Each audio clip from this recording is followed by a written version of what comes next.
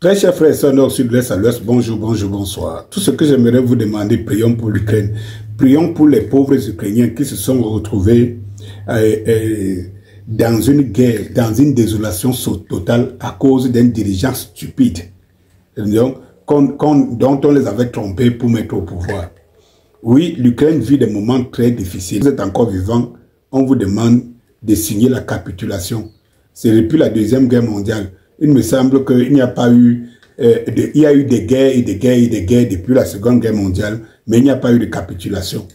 Soit vous gagnez quelqu'un jusqu'à la lie, soit vous ne gagnez pas. Et tout.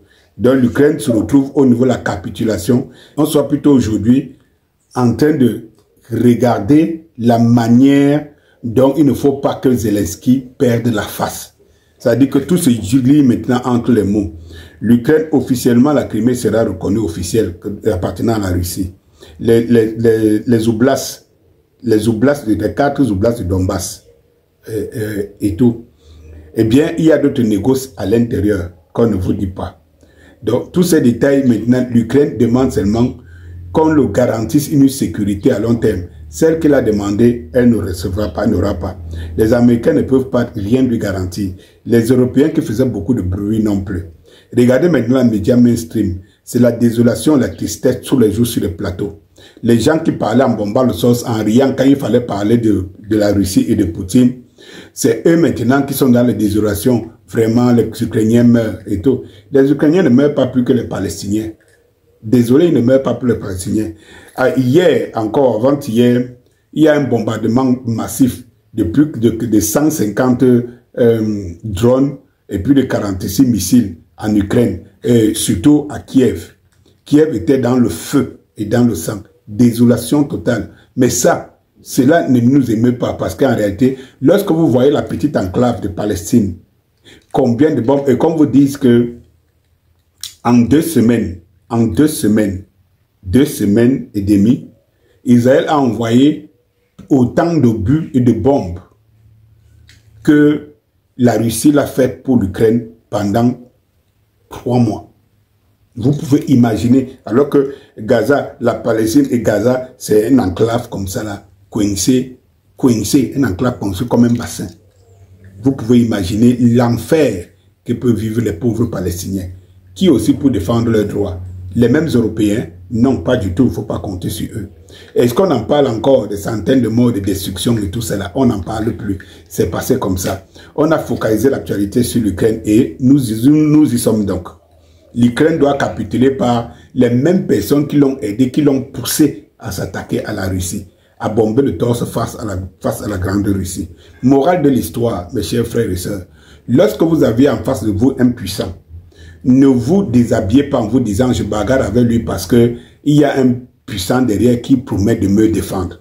Non, ces choses qu'on faisait à l'époque quand on était encore petit à l'école, où on avait soit un grand frère derrière, tu allais attaquer, tu savais que le grand frère était... Non, entre les États et dans les combats modernes, ça ne se passe plus. Parce que le puissant qui t'envoie, tu n'es pas sûr qu'il t'envoie parce qu'il peut affronter l'autre puissant.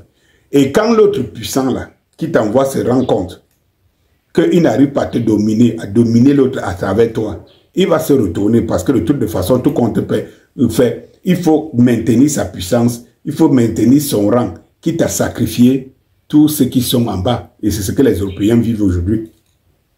Souvenez-vous de tous ces, je veux dire, les poupées animées comme les Anna Poésie que vous voyez dans les chaînes, et tous ces experts anacons de pacotille, les généraux de machin, des philosophes de pacotille et tout ça qui venaient vous raconter toute une série de choses. Ici, en disant, non, ça ne peut pas, non, l'OTAN, non, les Amériques et tout. Trump est le premier à reconnaître que les Américains ne pouvaient pas. Au front là, vous n'avez rien à gagner dans cette guerre. Et de toutes les façons, ils en ont fait une terrible expérience par des armes américaines qui ont été toutes détruites de ce côté-là. Et la Russie est debout, toujours debout. Et l'armement, et la guerre, et l'armement russe ne fait que se sophistiquer du jour au lendemain. Et de toutes les façons, à la fin, la Russie sort là comme c'est-à-dire qu'une armée combattante de dernière génération.